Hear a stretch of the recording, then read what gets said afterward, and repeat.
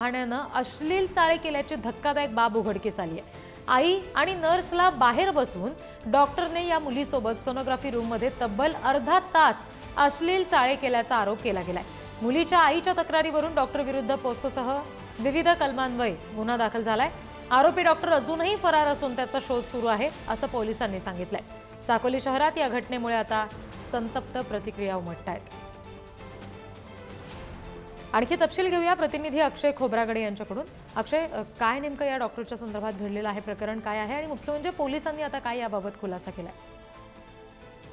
नक्कीच भंडारा जिल्ह्याच्या साकोली शहरातील प्रसिद्ध म्हणून श्याम हॉस्पिटल आहे। यामध्ये 17 वर्षीय अल्पवयीन मुलगी सोनोग्राफीच्या बहाण्याने अश्लील चाळे केल्याची धक्कादायक घटना ही साकोलीमध्ये घडलेली आहे आणि देवेश अग्रवाल असे या डॉक्टरचे नाव असून सदर मुलगी आईसोबत उपचारासाठी हॉस्पिटलमध्ये गेली होती।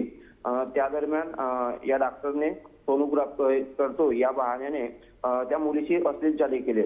ही बाब मुलीने आईला सांगितली आणि त्यानंतर आईने पोलीस स्टेशन गाठून तक्रार दाखल केली आहे जी आणि पोलिसांनी गुन्हा दाखल केला आहे। मात्र आरोपी हा फरार आहे। निश्चित, आणि त्याच्यामुळे फरार आरोपी पोलिसांच्या हाती येणं, त्याच्यावर योग्य ती कारवाई होणं फार आवश्यक असेल। धन्यवाद दिलेल्या माहितीसाठी अक्षय।